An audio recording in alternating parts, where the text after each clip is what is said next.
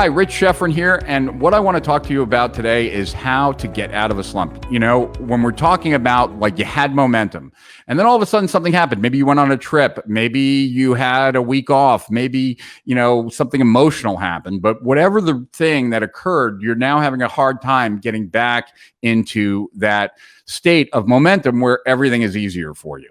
So for me personally, I've been in 4 different cities over the last 14 days, in addition to the person that I live with, my significant other, right, her having a serious operation. So between all of those things coming together, I've kind of found myself in a slump.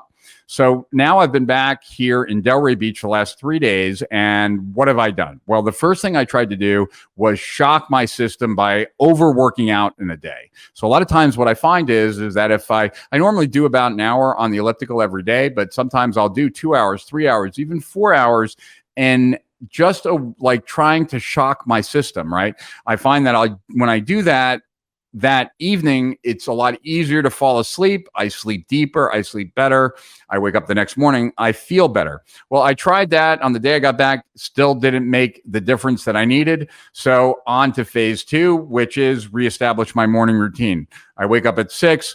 I generally work out by 6:30. I shoot my eyes with green light, which helps me wake up at 6, right? Immediately thereafter, take my supplements, meditate, write in my journal, etc. So it's about reestablishing my morning routine. If you don't have a morning routine, I strongly recommend that you get one, but I imagine that most of us do. And so a lot of times when you're in a slump, you're off track, kind of in a grind, a lot of times we let those things go. I find that reapplying myself to those often can help me really well. The next is just getting back to certain supplements I take. I generally, when I travel, I take my supplements with me, but I won't take all of them. And so there are certain ones like bromantane, which I get from science.bio.com, which is a very unique chemical. It's a anti-anxiety and a stimulant in the same cocktail, so to speak, same molecule. And that is something that I took this morning. Yesterday, I did an NAD drip. And hopefully that makes a difference too. But some other things that I do is I set a clear goal for the day. Not overly ambitious, but something that I feel I can get done, that when I get done, my day is over. So it gets me back into this kind of pursuit mode of racing to get outcomes, because I find that that's how I perform best. If you perform better in a different way, then how can you organize your day for that? For me, it's about racing towards completion. So about having clear goals and being aggressive and how quick I can try to achieve it is about getting back into that groove for me. In addition to that, it's about, if I allowed, which I did on this trip, allow unhealthy distractions to kind of displace healthier distractions. Like I've been overeating the last 2 weeks. I haven't really been reading as much as I'd like. I've been watching way too much YouTube recently, all in these past 2 weeks when I've been doing all this traveling. So it's about now getting back to my healthy distractions, writing in my journal more, right? Reading my Evernote notes and highlighting or bolding or connecting or writing in my Evernote, right? And starting to wind down the amount of YouTube I'm watching. And it's just about kind of replacing what might have gotten into my schedule with healthier versions of it, right?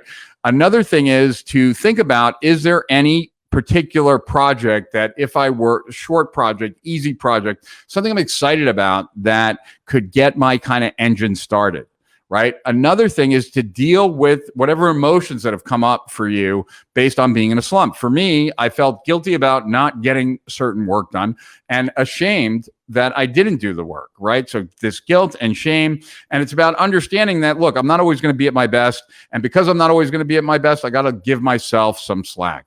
And that just because I perform at a high level most of the time doesn't mean that there are going to be times where I'm not going to be as good as that. And to recognize that, it's okay, right? That what's most important is to recognize that it's okay, that I can now get back on track, and that the worst thing that I can do is start beating myself up for stuff that has transpired, right? Can't change the last 2 weeks. All I can do is do better now. And where I can do better right now is right in front of me, like the next 10 minutes, the next 10 minutes. So how do I live these next 10 minutes where it's more in line with who I was 2 weeks ago, who I like being, and not this person who has been maybe off track a little bit? Another thing that is important to me, maybe it's important to you, is recognizing that in any given moment, I am going to be most lazy about doing something other than what I'm currently doing. If you ask me if I feel like exercising right now, the answer is going to be no. If you ask me, do I feel like writing right now? The answer is going to be no. But those answers, those no's, are not really true. They're lies. Because I'm answering a different question. When I'm asked the question, do you want to exercise right now? I'm answering the question, do I feel like stopping what I'm doing at this moment and starting to exercise, right? The only way that I can answer, do I feel like exercising right now, is if I am exercising, because then the answer is much more likely to be a yes, because things in motion tend to stay in motion. Things not in motion tend to stay not in motion. So there's an inertia with me of doing things differently, right? So I never feel like writing, but when I'm writing, I do feel like writing. I never feel like working out, but when I'm working out, I feel like working out, right? So I can only decide whether or not I want to do something or not that is related to growing my business or something productive, unless I'm actually doing it. So I set up rules for myself. Like, I will work out for a minimum of 5 minutes. I will write for at least 10 minutes. These are rules that I set up for the day. And then I will start those and I will live up to those. But most of the time, what happens is that I don't have to stop, and I won't stop because I don't want to stop. And that's the beauty of it. Another thing that I shared, because I just did a live stream on this, I'm actually wrapping up the live stream as we're talking right now. Another thing that I think is important is at least for me, is I like to plan my weekends, not all the time. In fact, a lot of times I waste my weekends. But when I'm in a slump, what I really want to do is I want to not allow myself to just sit around all weekend, which is very typical of me when I'm not at playing my A game, when I'm feeling a little less than my best. And so oftentimes, the weekend will come and I'll do close to nothing. And then come Monday, there isn't a lot to reflect on about a great time I had, great conversations I had, or anything like that, right? So because of that, I want to avoid that at all possibility, right? At all costs. And so the way to do that is to plan my weekend. Not plan my weekend with work tasks, but plan my weekend with fun activities that I can do, that I know when I do it, I will enjoy it. I will be around people I enjoy, and it will ensure that on Sunday night, when I reflect on my weekend, that I feel content, happy, that I had a great weekend, that life is good, and it gives me more motivation, more excitement to dive into my day. So in case I didn't say, because I really have no recollection, my name is Rich Sheffrin, and I own a company named Strategic Profits. I've coached a lot of the people that are well known in internet marketing and a lot of other fields, people like Russell Brunson of ClickFunnels and Ryan Dice of Digital Marketer. I invented the automated webinar. And nowadays, I help online companies grow.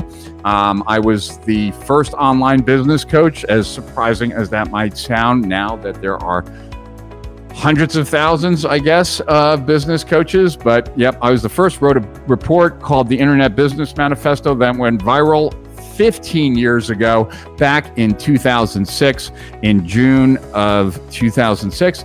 And so if you want to find out more about us, go to strategicprofits.com. Would love it if you would subscribe to this channel. We'll be putting out a lot more videos to help you grow your business online. And if you want to find out more or get some of my products for free, then make sure to go to Facebook and join our Strategic Profits group. That's the name of my company. Like I said, Strategic Profits. The group is entirely free. There are a lot of big shots in there who are happy to give you advice and help you, as I am myself. And I do a live stream every Tuesday at 2 to 4 and Thursdays 6 to 8. Both times are Eastern. And I end every video, or try to, with a tagline that is this: to higher profits beyond. Rich Efren, over and out.